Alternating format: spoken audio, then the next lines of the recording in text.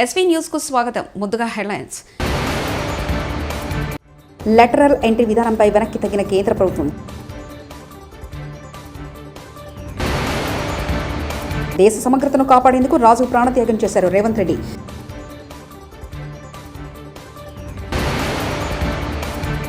రాజు సూచనలతో హైదరాబాద్లో ఐటీ రంగానికి పునాది బట్టి.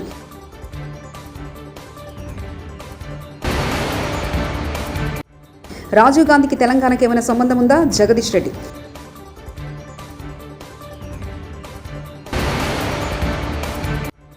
వరుస సమీక్షలతో CM Chandrababu busy.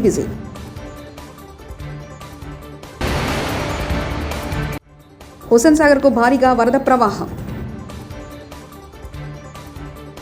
Lateral entry విధానం కేంద్ర ప్రభుత్వం వెనక్కి తగ్గింది. వివిధ రకాల నిపుణులకు ప్రభుత్వంలోని ఆయా విభాగాల్లో కీలక బాధ్యతలు అప్పగించే పద్ధతిని లెటరల్ ఎంట్రీ అంటారు. అయితే తాజాగా దీనిపై ప్రధాని నరేంద్ర మోదీ ప్రభుత్వం వెనకడుగు వేసింది. తాజాగా ఇచ్చిన నోటిఫికేషన్ రద్దు చేయాలంటూ యూపీఎస్సీకి ఆదేశాలు జారీ చేసింది.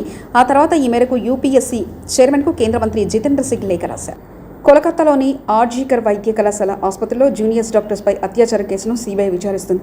ఈ కేసులో నిందితుడైన సంజయ్ రాయ్కు పాలిగ్రాఫ్ టెస్టు నిర్వహించేందుకు కోలకత్తా కోర్టు సీబీఐకి అనుమతిచ్చింది. దీంతో విచారణ వేగవంతం చేసేందుకు సీబీఐ అడుగులు వేస్తుంది. అత్యాచారానికి ముందు ఏం జరిగింది, ఆ తర్వాత ఏం జరిగిందనే విషయానికి సంబంధించిన సమాచారాన్ని సీబీఐ అధికారులు సేకరిస్తున్నారు. ఈ ఘటనలో కళాశాల మాజీ ప్రిన్సిపల్ సందీప్ ఘోష్ను సీబీఐ విచారిస్తుంది.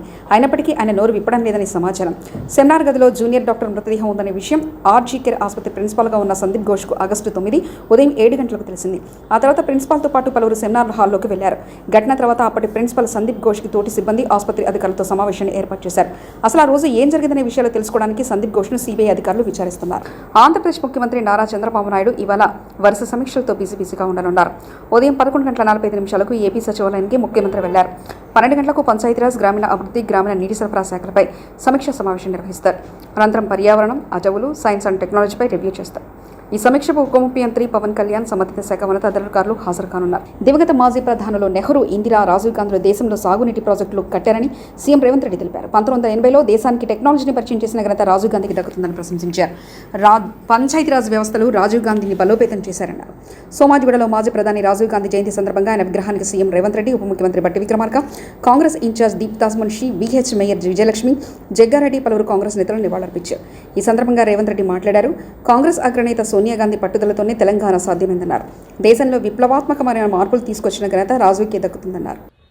ఈ జయంతి ఉత్సవాలకు నాతో పాటు ఉప ముఖ్యమంత్రి వర్యులు బట్టి విక్రమార్క గారిని, AICC general secretary Telangana in charge Deepadas Munshi గారిని, అదేవిధంగా హైదరాబాదు నగర మేయర్ గద్వాల విజయలక్ష్మి గారిని, మాజీ మంత్రివర్యులు దానం నాగేందర్ గారిని, అదేవిధంగా రాజ్యసభ సభ్యులు మిత్రుడు అనిల్ కుమార్ యాదవ్ గారిని, అదేవిధంగా కంటోన్మెంట్ శాసనసభ్యులు శ్రీ గణేష్ గారిని, శాసన మండలి నూతన సభ్యులు ఆమెర్ అలీ ఖాన్ గారిని, ఖైరతాబాద్ జిల్లా పార్టీ అధ్యక్షుడు డాక్టర్ రోహిన్ రెడ్డి గారిని, మనందరి నాయకుడు మాస్ లీడర్ జగ్గారెడ్డి గారిని, వేదిక మీద చాలామంది పెద్దల్ని ఆహ్వానించి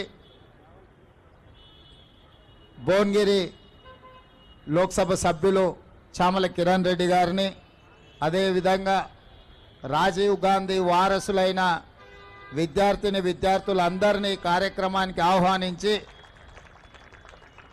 ఈ దేశ యువతకు ఒక స్ఫూర్తినిచ్చిన రాజీవ్ గాంధీ గారి జయంతిని అద్భుతంగా నిర్వహించినందుకు పెద్దలు వి హనుమంతరావు గారిని మనస్ఫూర్తిగా నేను అభినందిస్తున్నా.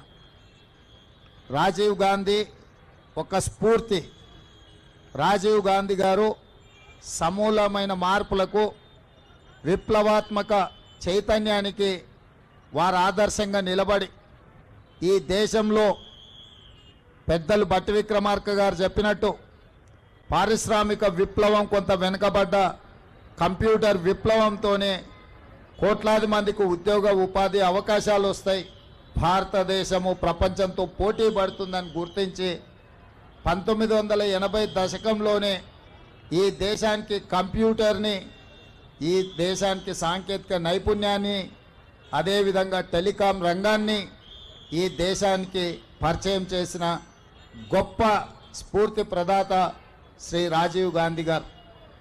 వారు ఓన్లీ టెక్నాలజీనే కాకుండా సామాజిక చైతన్యం ఉన్న స్థానిక సంస్థలలో పల్లెలే పట్టుగొమ్మలని మహాత్మా గాంధీ గారు ఏదైతే చెప్పినరో ఆ స్ఫూర్తితోని స్థానిక సంస్థలకు ప్రత్యక్షంగా కేంద్ర ప్రభుత్వం నుంచి నిధులు వచ్చే విధంగా రాజ్యాంగ సవరణ ద్వారా 73, 74 రాజ్యాంగ సవరణ ద్వారా గ్రామ పంచాయతీలకే అధికారాలను కట్టబెట్టి గ్రామాల మీద అభివృద్ధి జరిగినప్పుడే ఈ దేశం అభివృద్ధి జరుగుతుందని రాజ్యాంగ సవరణలు తీసుకురావడం ద్వారా పంచాయతీరాజ్ వ్యవస్థల్ని మరింత బలోపేతం చేసింది శ్రీ రాజీవ్ గాంధీ గారు.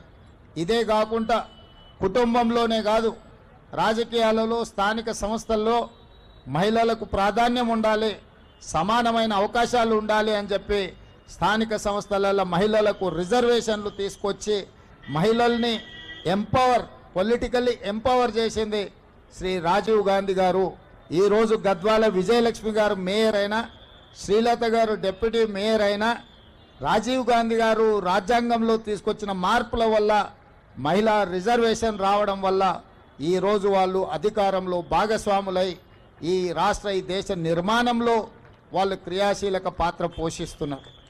అదేవిధంగా ఈరోజు ఈ దేశం అభివృద్ధి పదం వైపు నడుస్తున్నది అనంటే ఈ దేశం ఇంత బలంగా ఈ దేశం యొక్క సమగ్రతను కాపాడడానికి రాజీవ్ గాంధీ గారు.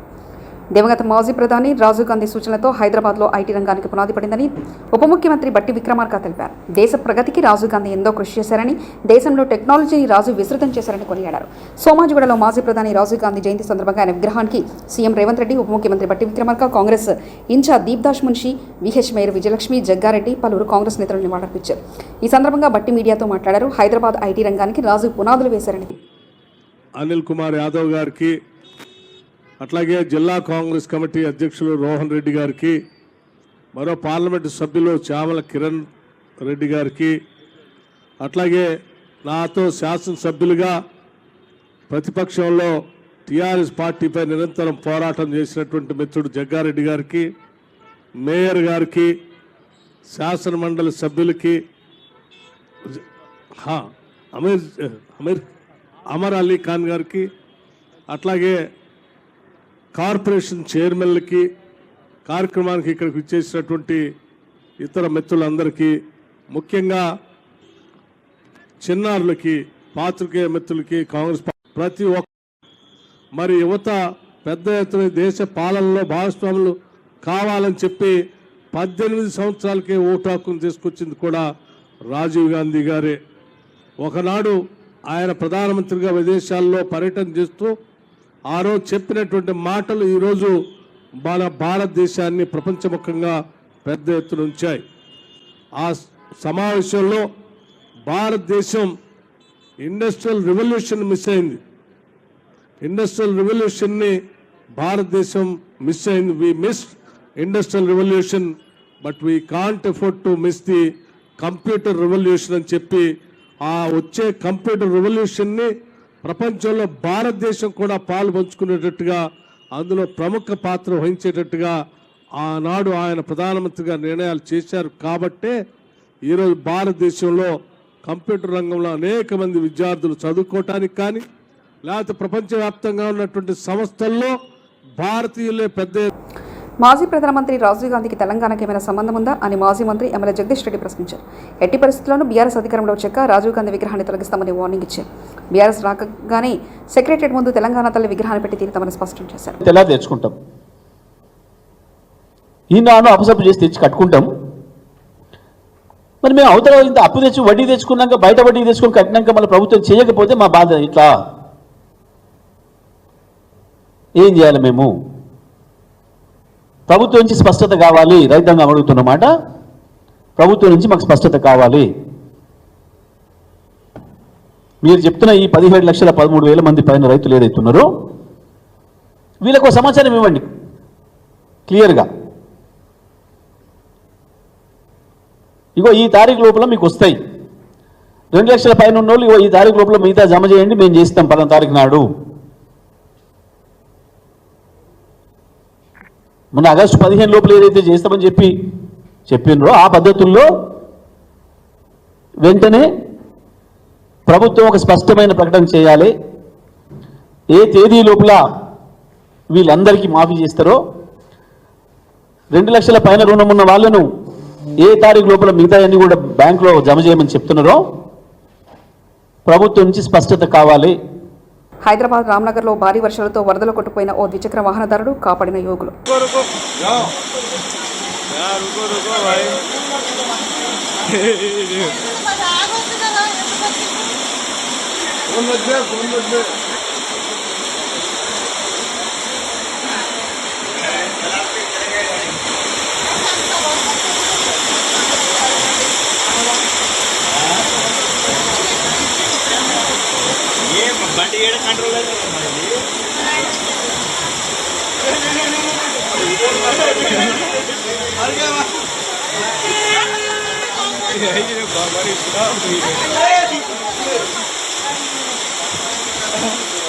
अरे బండి వదిలే బాబు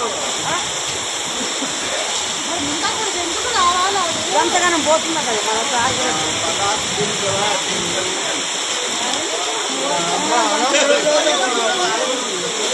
ఎడతెరిపి లేకుండా కురుస్తున్న వర్షాలకు హుస్సేన్ సాగర్ నిండుకుండలా మారింది. ఎగువ నుండి భారీగా వరద నీరు హుస్సేన్ సాగర్కు చేరడంతో 4 తూము గేట్లు ఎత్తి నీటిని దిగువకు విడుదల చేశారు. జలాశయం పూర్తి స్థాయి నీటి మట్టం 514.75 మీటర్లు కాగా గరిష్ట నీటి మట్టానికి అడుగు దూరంలో ఉంది. దీంతో లోతట్టు ప్రాంతాల ప్రజలు అప్రమత్తంగా ఉండాలని అధికారులు సూచించారు. నీటి మట్టం పెరిగితే ఎలాంటి చర్యలు తీసుకోవాలనే దానిపై జీహెచ్ఎంసీ అధికారులు పరిశీలన చేస్తున్నారు.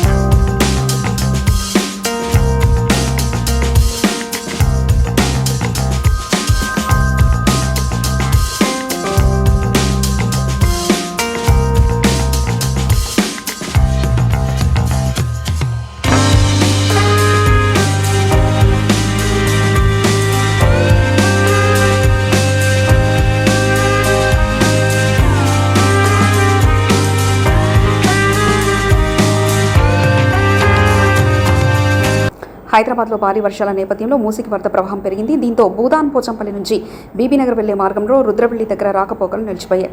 దీంతో ప్రత్యామ్నాయ మార్గం పెదరావులపల్లి ద్వారా ప్రజలు ప్రయాణాలు సాగిస్తున్నారు. రుద్రవల్లి దగ్గర మూసి నదిపై బ్రిడ్జి నిర్మాణం తొందరగా చేపట్టాలని ప్రయాణికులు కోరుతున్నారు. వలిగొండ మండలం సంగెం శివార్లో భీమలింగంలో లెవర్ బ్రిడ్జిపై వరద ఉధృతి పెరుగుతుంది. వరద యథావిధిగా ప్రవహించినట్లయితే భీమలింగం నుంచి రాకపోకలకు అంతరాయం కలిగే అవకాశం ఉంది.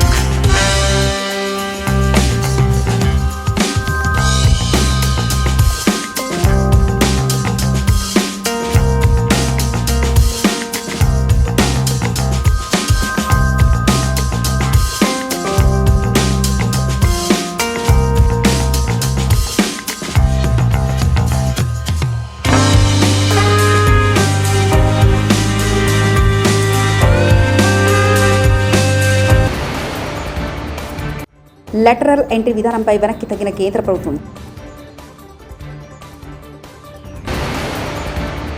దేశ సమగ్రతను కాపాడేందుకు రాజు ప్రాణత్యాగం చేశారు రేవంత్ రెడ్డి.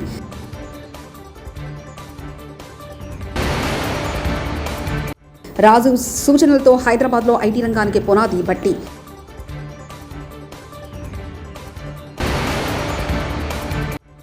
రాజీవ్ గాంధీకి తెలంగాణకి ఏమైనా సంబంధం ఉందా? జగదీష్ రెడ్డి.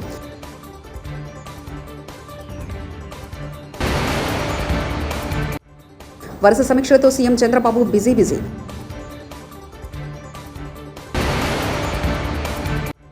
హుస్సేన్ సాగర్కు భారీగా వరద ప్రవాహం. ఇవి బులెటిన్ విశేషాలు. చూస్తూనే ఉండండి ఎస్వీ న్యూస్.